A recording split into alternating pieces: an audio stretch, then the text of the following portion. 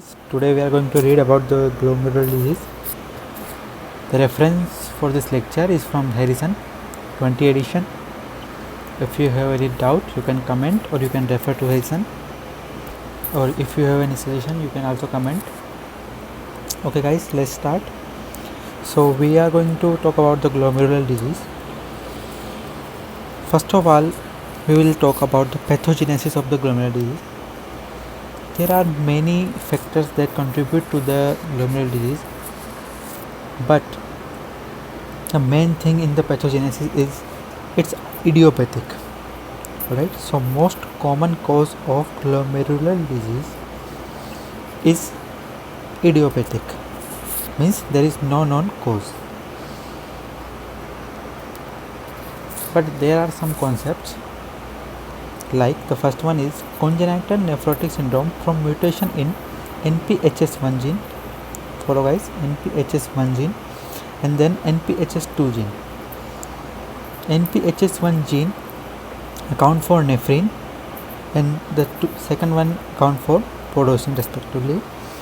They affect the slit pore membrane at birth, and this effect will lead to glomerular disease. Alright, and also TRPC6 gene, which is seen in the FSGS. We will talk about FSGS in detail later, but just remember TRPC6 gene is accounted in FSGS. Alright, others pathogenesis are like polymorphism in gene encoding APOL1. As you already know, APOL1 account for apolipoprotein 1. Alright, apolipoprotein 1 polymorphism of this gene will lead to increased production of apolipoprotein 1, and that is a major risk for the 70% of, take note, 70% of the African American with non-diabetic end-stage renal disease. So most common cause or pathogenesis for the glomerular disease in the African American people, at least 70% is polymorphism in the gene encoding apolipoprotein 1. Alright, second one is mutation in the complementary factor H is found. The mutation in the complementary factor H is found in the MPGN. We will talk about MPGN later in detail, and also in C3 glomerulopathies and atypical hemolytic uremic syndrome. Alright, so this is also a pathogenesis. You just remember the name. The first one is apolipoprotein 1 polymorphism. Take note guys, it's polymorphism, not mutation, and this one is a mutation in the complementary factor H. Other than that, systemic hypertension and atherosclerosis can produce pressure, stress, ischemia and production of the oxidants. This will lead to chronic glomerulosclerosis. As I already told you in my previous video, sclerosis is hardening of substance. Alright, so if there is systemic hypertension or atherosclerosis from a long time, like in a chronic condition, it will keep putting stress, ischemia and oxidant to the glomerular basement membrane. Right, and this will lead to chronic glomerulosclerosis. Sclerosis means hardening, so there will be hardening of the GBM that will lead to glomerular disease. Alright, other than that, malignant hypertension can quickly complicate glomerulosclerosis. Alright, malignant hypertension means the hypertension running from a long time with fibroid necrosis of the arterioles and glomeruli, thrombotic microangiopathies and acute renal failure. So I have highlighted three things here. First, take note guys, there can be a question in the exams from this one. So the question can be about malignant hypertension, how it affect the glomerulosclerosis. So how it affect the malignant hypertension? It will complicate the glomerulosclerosis. How? With fibrinoid necrosis of the arterioles, number one. Number two, glomeruli, thrombotic microangiopathy, and number 3 acute renal failure. All right. So hypertension can induce necrosis, microangiopathies, and will finally lead to acute renal failure also. Diabetic nephropathy is a major cause. This is acquired sclerotic injury associated with thickening of the GBM. Thickening is secondary to the diabetes. We will talk about diabetic nephropathy in detail. And secondary to long-standing effect of hyperglycemia, advanced glycosylation and product and ROS, reactive oxygen species. So this is some fundamentals about the pathogenesis. Now some one-liners you should remember. Inflammation of the glomerular capillaries. Take note, glomerular capillaries inflammation is called glomerulonephritis.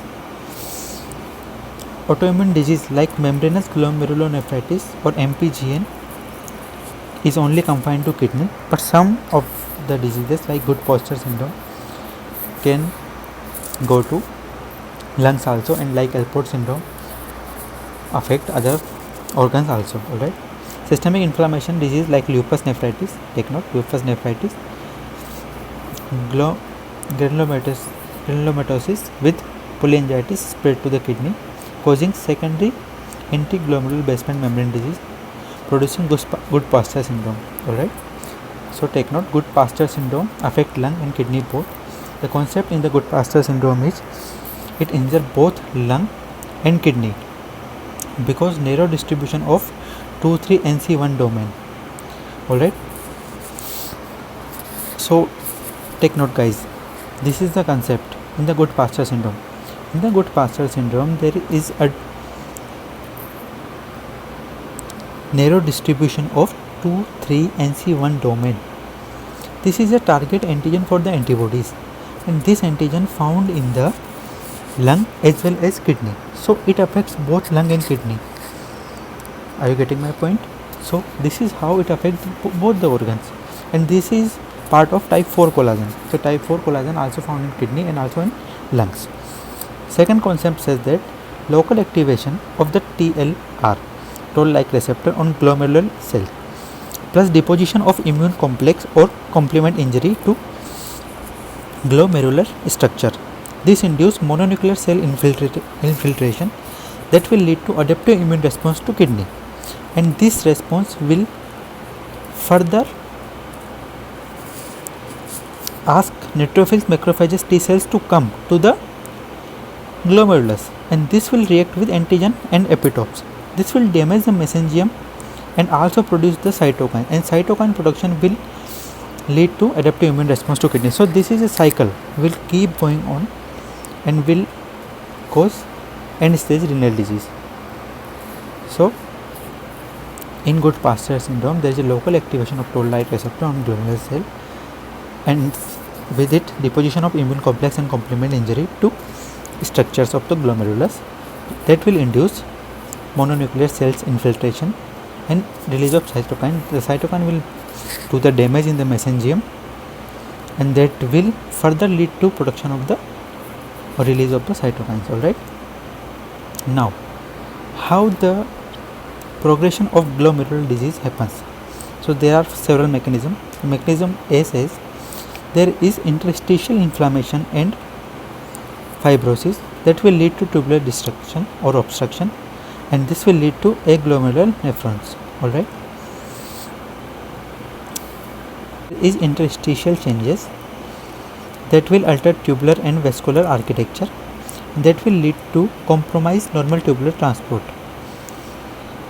Alright, and this will lead to increased sodium and water retention, and there will be isostenuria and polyuria. What is isostenuria? This is normal specific gravity urine. So there will be specific gravity which is normal. Why? Because water and salt both are absorbing at the same rate. So there will be isostenuria. Alright. Mechanism C says that there will be damage to peritubular capillaries that will lead to changes in the vascular resistance, that will decrease the perfusion, and obviously if there is decreased perfusion there will be injury and second one is impairment of the glomerular arterial outflow. Alright, so vascular resistance change, it can increase or decrease. Increase or decrease will impair the arterial outflow in the glomerulus, and that will lead to increased intravascular hypertension. Alright, also in the less involved glomeruli, and that will lead to mesangial sclerosis, glomerular sclerosis. Alright, so basically all the things I have told you in a summary, how a glomerular disease progress. So number one mechanism says because of the tubular obstruction. Number two says there will be increased sodium and water retention, and number three says there will be vascular resistance. Just three things you have to remember, and you will know what are the process for the progression of the glomerular disease. Alright, so now acute nephritic syndrome. What is nephritic syndrome and what is nephrotic syndrome? Nephritic syndrome mainly refer to hematuria, or you can say hematuria, and nephrotic syndrome basically refer to proteinuria. Proteinuria means protein in the urine. Which protein? Basically albumin in the urine. Alright, and hematuria is nephritic syndrome. Now, what are the clinical presentation for acute nephritic syndrome? So first we will read about the nephritic syndrome. Nephritic means hematuria. So what are the clinical presentation? Obviously there will be hematuria, also there will be hypertension, RBC cast will show us hematuria, pyuria can be present, pus in the urine, and mild to moderate proteinuria can be there. Take note guys, mild to moderate proteinuria, not high proteinuria. Alright, only mild to moderate. If there is high proteinuria, we will call that nephrotic syndrome. Alright, what is the concept of nephritic syndrome? The concept of nephritic syndrome says there is inflammatory damage to the glomeruli, and this inflammatory damage, because of the inflammatory damage there will be hematuria, because take note guys, this is the thing, in the glomerulus there is specific pores. RBC cannot cross that pores. Alright, concept says that if there is inflammatory damage to the glomeruli, that will lead to hematuria. How? Here, this is the concept. So basically in the basic anatomy we read that there is pores in the GBM. Alright, and RBC cannot cross these pores. If there is damage to the pores, then RBC can cross these pores and can come out as a hematuria. Alright, and because of the pore is damaged, there will be decrease in GFR, there will be low glomerular filtration rate. So there will be low filtration because the pores are open, there is no way the kidney can filtrate. Alright, and that will lead to salt and water retention, and then further cause edema and hypertension. Alright, now the first one in the nephritic syndrome is PSGN, post streptococcal glomerulonephritis. Alright, so children between age 2 to 14 year old are most commonly affected, but it can also develop in the elderly patient. So take note guys, this is a big mistake in the common practice that PSGN can only affect only children. No, it can also affect elderly, and if it affects elderly, there is poor prognosis. Alright, and it is more common in males. So I have marked 2 stars here. That skin and throat infection with particular M type of streptococci. What M type of streptococci? For impetigo it's 47, 49, 55, 260, 57, and for pharyngitis it's 1, 2, 4, 3, 25, 14 and 12. This is not the thing you should remember. The things are which of the following seen in both. So type 2 and 49 seen in both impetigo and pharyngitis. Alright, now if you have a patient with PSGN, how will you suspect that is the PSGN? In further history, in a thorough history, you will find out that the patient had developed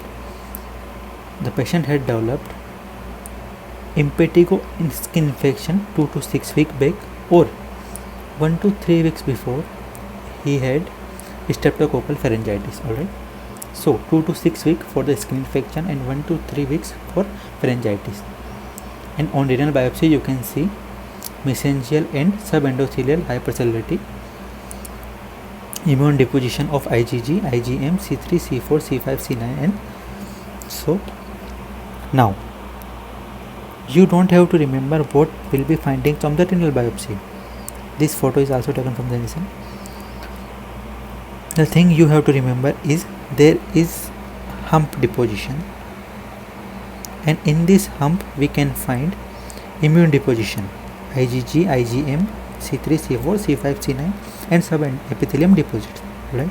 And also there is hypercellularity, mesangial and subendothelial hypercellularity, right? There is so many cells, so this is hypercellularity. So two things, there is collection of the immune deposition, because the pathophysiology is this M type, the antibodies which had formed against the M type, this M type also found in the kidney, and that's why the antibodies tend to attack in the kidney, mesangium and GPM also. So there will be a deposition of the immune cells that will lead to formation of a hump, and also there will be many cells, so there will be hypercellularity of the subendothelial and mesangial. The second concept says that there will be zymogen precursor and NPR1 and NAP1R nephritis associated plasmin receptor that will lead to proteolysis, and this will lead to formation of exotoxin B. This exotoxin B activates the alternative complement pathway C3, C4, C5 to C9, and that's why there is formation of humps. Alright, so this is the pathophysiology for the picture before. Clinical presentation, as you already know, nephritic syndrome present with hematuria, pyuria, RBC cast. I have already told you that.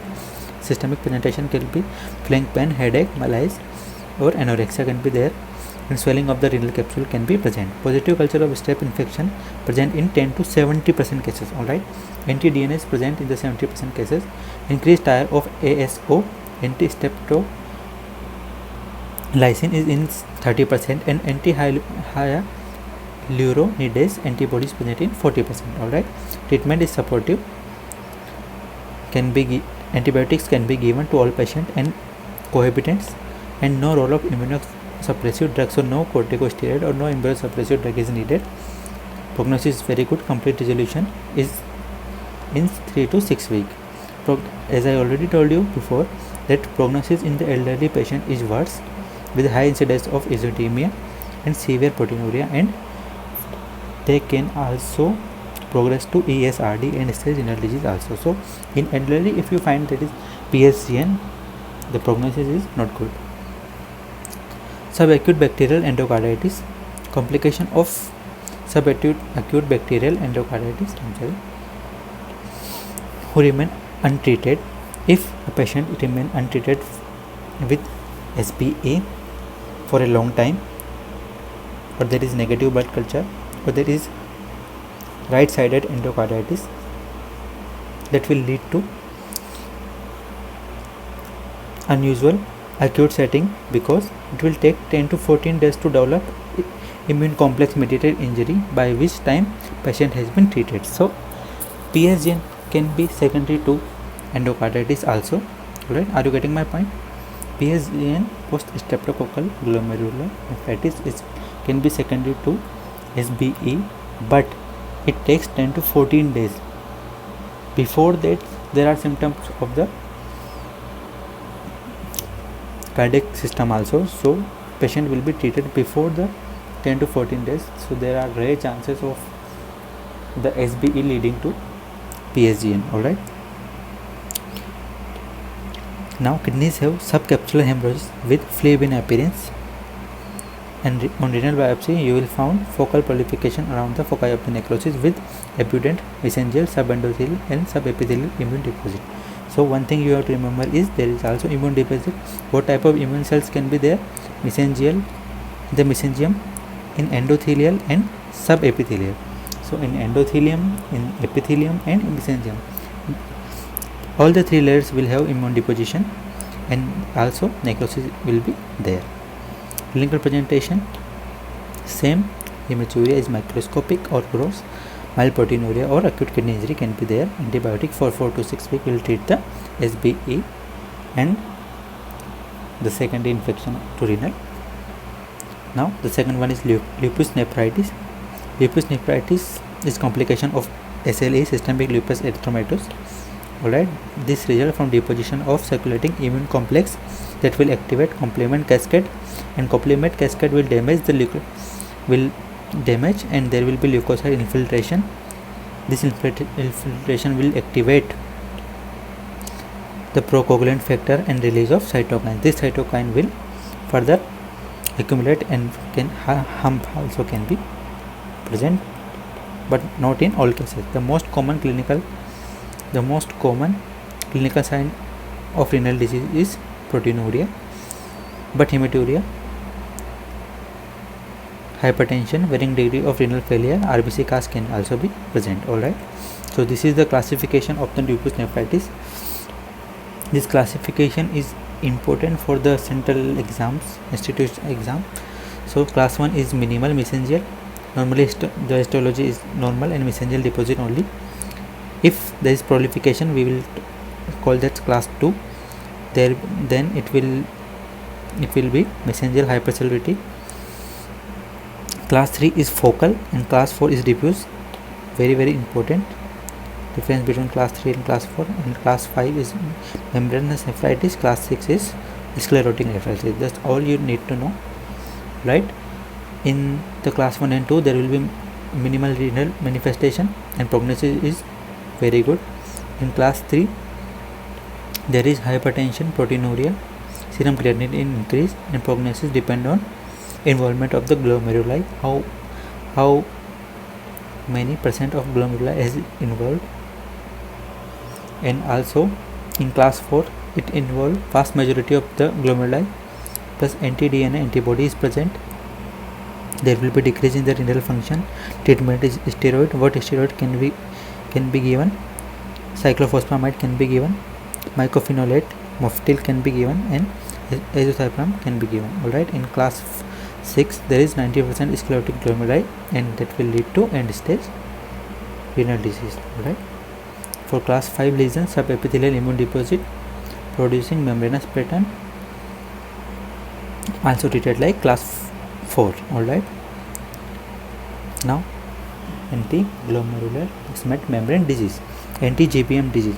Patient who develop autoantibodies directed against glomerular basement antigen is called develop anti-GBM disease. Alright, so patient who develop autoantibodies directed against the GBM, so there is antibodies against GBM, so we can know with the definition that anti-GBM disease is there is antibody against the GBM.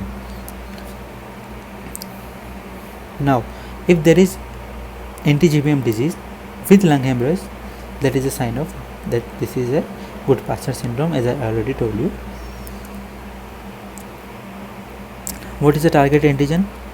As told you before, alpha 3 NC1 domain of collagen 4 present in as well as lung, so in kidney. Antibody response initiated by MSC restricted T cells. Goodpasser syndrome, 2 age groups are present. Alright, young men in their late 20s and men and women in the 60s and 70s. Very important, take note guys. And this will lead to oliguria first, and if there is oliguria it will be a bad outcome. Alright, renal biopsy can be done, and on renal biopsy we will find that there is crescent formation because of the segmental and focal necrosis. On biopsy, how can we find the presence of anti-GBM antibody? By linear immunofluorescent staining of IgG. So very important question, presence of IgG, not IgM, IgG. Prognosis is worse if more than 50% crescent on the renal biopsy. If there is serum creatinine more than 5 to 6, oliguria or need for dialysis, that lead to worse prognosis. The treatment is plasmapheresis or kidney transplant. The next one is IgA nephropathy, also known as Berger disease. Very important, guys. Berger disease. They ask question with the name of Berger disease. Berger disease, I'm sorry. Classical characterized by episodic hematuria. Very important, guys. Episodic hematuria associated with deposition of IgA in the mesenterium. Take note, guys. Here we talk about IgG. Now we are talking about IgA.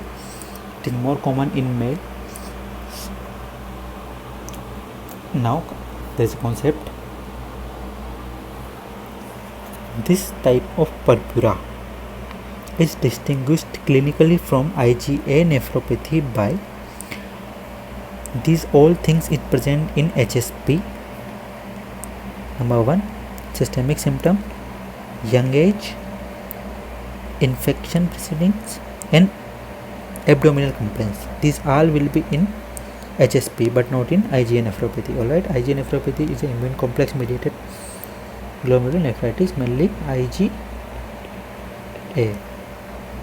Abnormality in the glycosylation of the hinge region of IgA1. This will lead to N-acetyl galactosamine in the hinge regions that will lead to formation of the immune complex. Alright, and also this immune complex formation. So take note, guys. Now we'll do it again. In the pathology, what happened there?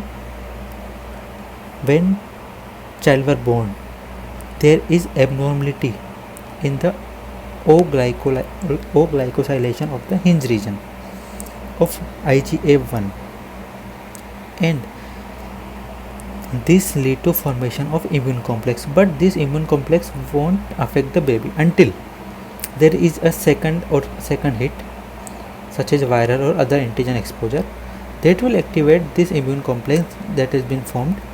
Alright, and this immune complex will attack the GBM. Right, in renal biopsy what we have found is segmental sclerosis and segmental necrosis with crescent formation, same as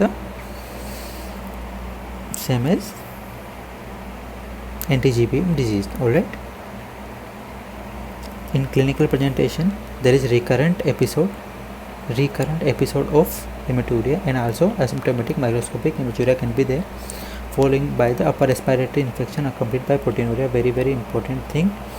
We also seen in PSGN, so it's very important. If you think there is PSGN in the diagnosis, in the differential diagnosis, you have to take IgA nephropathy also.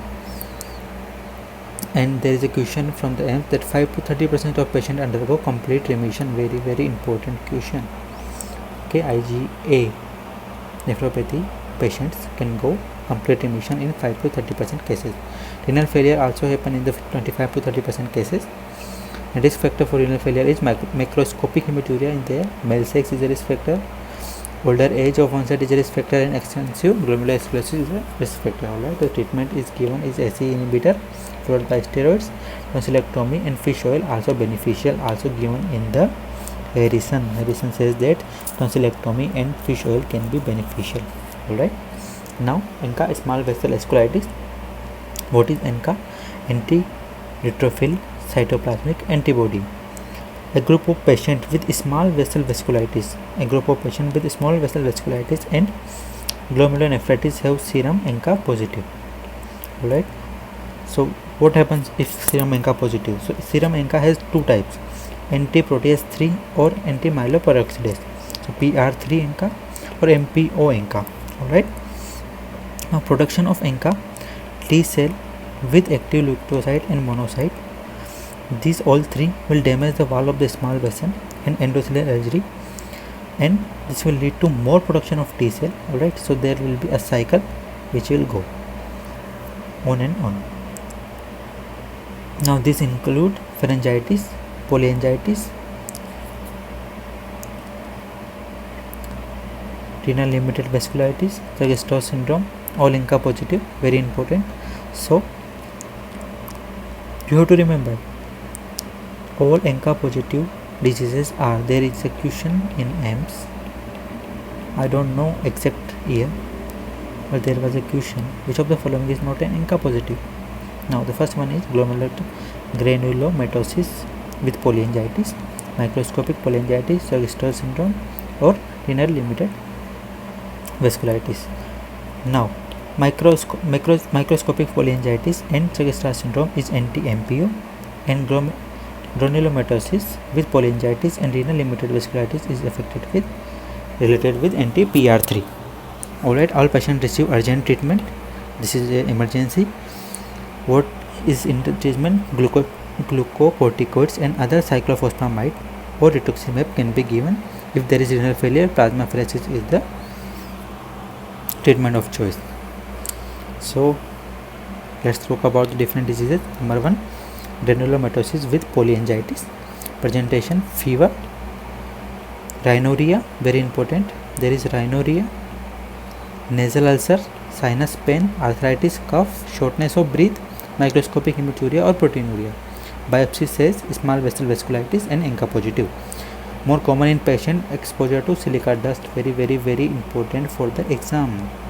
And also alpha-1 antitrypsin deficiency inhibitor of the PR3. Alright, so there will be a question in the exam that will say that a person working in the silica dust somehow or have alpha-1 antitrypsin deficiency, which of the following can be the disease? So that will be granulomatosis with polyangiitis. Alright, so second one is Churg-Strauss syndrome. This is also small vessel vasculitis with peripheral eosinophilia, asthma or allergic rhinitis, very important. There is also nasal involvement but with rhinorrhea. There is asthma or allergic rhinitis. Okay, on biopsy there will be also small vessel vasculitis and FSGN, focal segmental necrotizing glomerulonephritis. Alright, next one is MPGN, membranoproliferative glomerulonephritis. This is an immune mediated glomerulonephritis characterized by the thickening of the GBM. Alright, take note, thickening of the GBM with mesengoproliferative changes. So two things are there, thickening of the GBM, second one is mesengoproliferative changes. Alright, 70% patient have hypocomplementemia because complement, all the component of the complement system is engaged with the renal, so there will be hypocomplementemia. Alright, so there will be 3 types. Type 1 associated with hepatitis C, autoimmune diseases, lupus or cryoglomeruloma can be present, or hepatitis C can be present. Alright, this is the clinical picture. Type 2 and 3 can be idiopathic, non-immunoglobulin mediated, driven by the alternative complement pathway. 50% of patients with MPGN develop ESRD after 10 years, so prognosis is very bad. 90% have renal insufficiency after 20 years. Treatment is given with ACE inhibitor. Take note, ACE inhibitor in the treatment is secondary treat infection as steroids. Alright, if hepatitis C, treat hepatitis C. Alright, so that's the easy thing. That's all, folks. In this video I have talked about nephritic syndrome. In the next video we will continue this and we will talk about the nephrotic syndrome and the treatment. If you have any questions or doubts, you can comment, you can ask. And we also have a channel on Instagram named ismedafe. If you have any query, you can ask there also. And once again I remind you, this thing is taken from the Harrison. So if you have any doubts, you can also refer to Harrison. Thank you guys.